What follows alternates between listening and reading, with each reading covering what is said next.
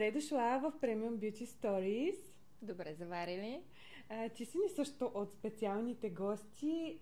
Имаш да разкажеш много интересни неща и както ти сме ти благодарни, че ни подкрепи, така и ние искаме да подкрепим твоите каузи и мисия. Благодарим ти, че си с нас днес. И аз ви благодаря от сърце. Радвам се много. Ако можеш да опишеш любовта с една дума, каква би била тя? Искреност. Май, това ще да е. Не Къде мога да се сетя. си я виждала най-често?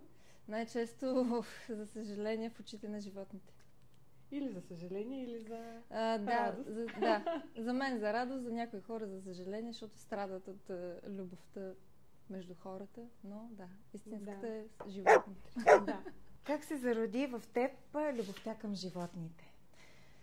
Да ви кажа честно, така съм се родила.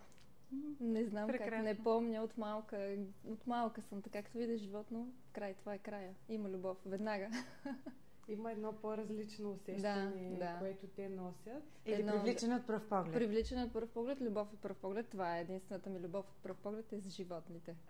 Знаеш, да? Да. Това е някаква твоя мисия ли, която приемаш сега? Това е мисия, която може би човек така се ражда с някаква мисия от минали животи или аз не знам да ви кажа честно, но след като още от малко дете ти виждаш животното и веднага искаш да му помогнеш, искаш да го спасиш, да си го вземеш вкъщи, има нещо, което може би ми е програмирано от някъде, някого.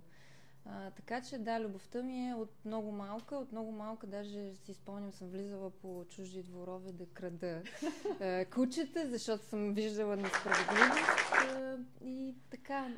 Много ми е интересно, колко кучета имаш ти, колко животни имаш? В момента вкъщи са 6. Смело. При майка ми 8, при баща ми още 6. Така сме. И котки. И котки, да. 2. 3 вече. Те се нанасят.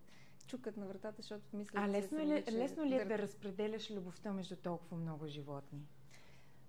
Тя е за всяко едно еднаква.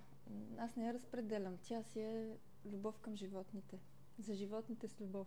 Да, всяко си има собствен характер и при животните е така. И при животните, това имам предвид. Абсолютно, права си, абсолютно. Да, аз може би не ти разбрах въпроса, но ти пак толкова много ги обичаш и това е искрената, чистата любов, за която ви казах в началото, защото това същество няма да те нарани по никакъв начин. Ти просто си сигурен в това. Точно като при хората и някои се раждат по-палави, някои по-дръзки, така че тя си е такъв темперамент.